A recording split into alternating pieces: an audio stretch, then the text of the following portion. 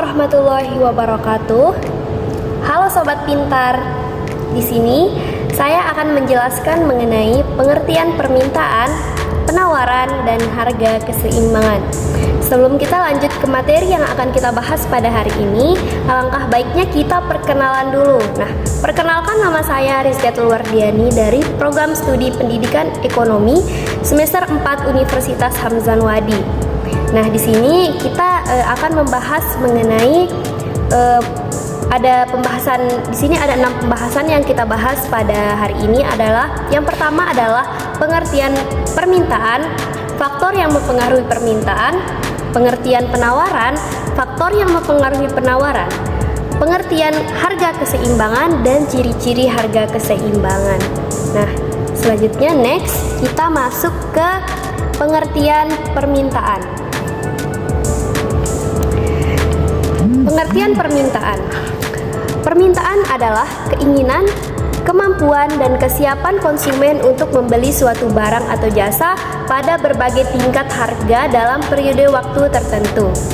Dalam ilmu ekonomi, permintaan digambarkan dalam hukum permintaan, yaitu semakin tinggi harga suatu barang, maka jumlah yang diminta akan semakin sedikit.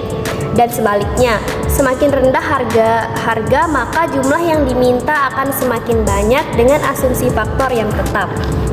Selanjutnya pembahasan kedua adalah faktor yang mempengaruhi permintaan, yang dimana yang pertama adalah harga barang. Hukum permintaan menyatakan bahwa jika harga barang naik, permintaan akan turun, dan sebaliknya. Dan yang kedua adalah tingkat pendapatan. Semakin tinggi pendapatan masyarakat, semakin besar pula kemampuan mereka untuk membeli berbagai barang dan jasa, sehingga permintaan pun meningkat. Selanjutnya yang ketiga, selera atau kebiasaan nih. Seperti selera masyarakat terhadap suatu barang juga dapat mempengaruhi permintaan.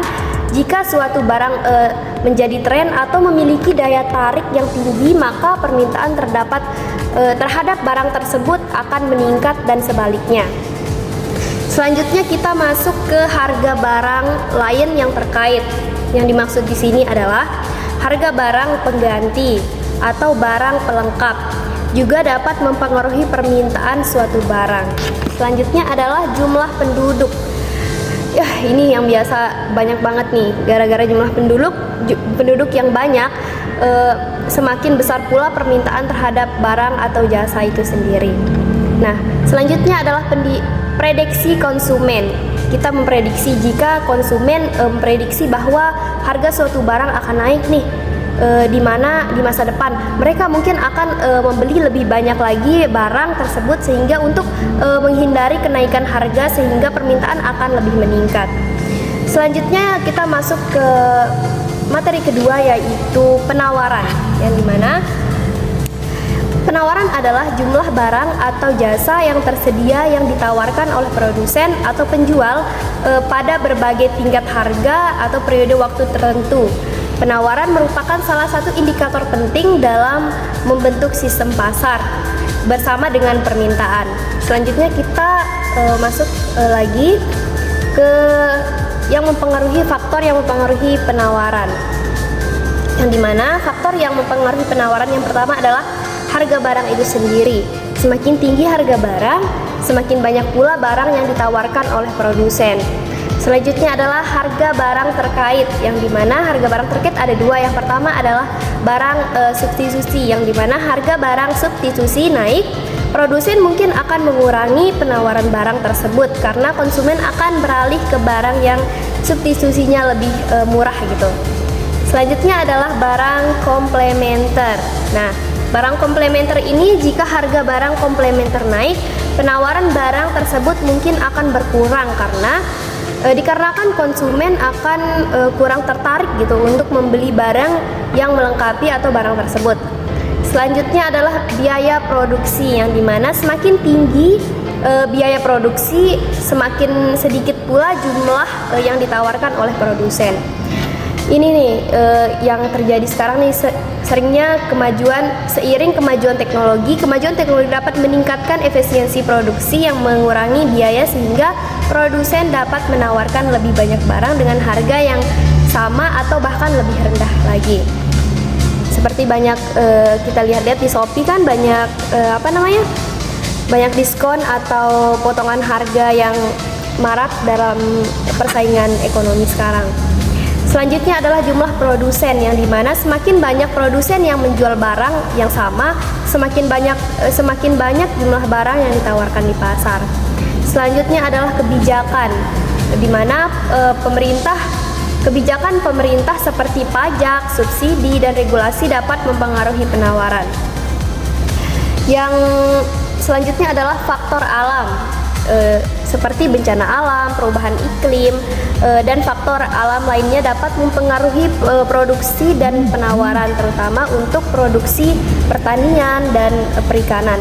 Selanjutnya adalah harga keseimbangan, yang dimana harga keseimbangan adalah harga di pasar di mana jumlah barang yang diminta sama dengan jumlah barang yang ditawarkan. Pada harga ini permintaan dan penawaran berada dalam kondisi seimbang dan harga cenderung stabil. Titik pertemuan kurva permintaan dan penawaran menggambarkan harga keseimbangan ini. Itu adalah pengertian dari harga keseimbangan atau materi kita yang ketiga.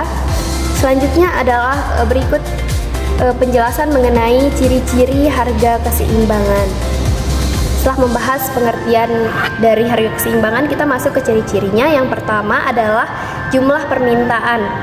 Yang dimaksudkan di sini jumlah permintaan adalah harga keseimbangan terjadi ketika jumlah barang yang diinginkan pembeli atau permintaan sama dengan jumlah harga yang tersedia untuk dijual atau yang ditawarkan. Yang kedua adalah tidak ada surplus atau kekurangan. Yang dimaksudkan di sini adalah pada harga keseimbangan tidak ada sisa-sisa barang yang tidak terjual atau surplus, yang kekurangan barang yang tidak bisa dipenuhi, gitu. Selanjutnya adalah atau yang ketiga, titik perpotongan. Ya, titik perpotongan kurva permintaan dan penawaran. Yang dimaksudkan di sini adalah harga keseimbangan secara grafis dapat diilustrasikan sebagai titik perpotongan antara kurva permintaan dan kurva penawaran. Yang keempat adalah kesepakatan antara pembeli dan penjual, yang dimana harga keseimbangan juga dapat dianggap sebagai harga yang disepakati antara pembeli dan penjual setelah proses tawar-menawar. Dan yang kelima adalah stabilitas harga, yang dimana ketika harga telah mencapai keseimbangan, harga cenderung stabil dan tidak akan mudah berfluktuasi. Selanjutnya adalah tidak ada insentif untuk mengubah perilaku kita nih. Ini yang biasa terjadi pada kita dan yang sekitar kita mungkin kita pernah lihat ya. Di sini adalah pada harga keseimbangan baik produsen maupun konsumen tidak memiliki inisiatif untuk mengubah jumlah atau untuk mengubah jumlah yang mereka tawarkan atau yang mereka minta, karena harga tersebut sudah dianggap adil dan seimbang. Nah, kita berada pada penghujung materi kita, yaitu kesimpulan dari permintaan, penawaran, dan harga keseimbangan itu sendiri.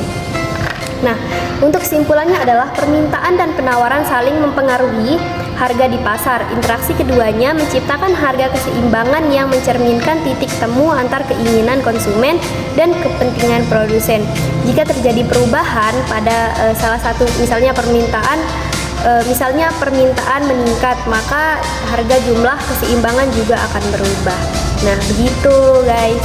Jadi sebelum kita melakukan interaksi jual beli, kita harus pinter-pinter dalam tawar-menawar dan melihat harga diskon-diskon ya.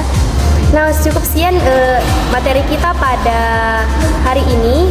Mungkin hanya itu yang dapat saya sampaikan. Sekian, assalamualaikum warahmatullahi wabarakatuh.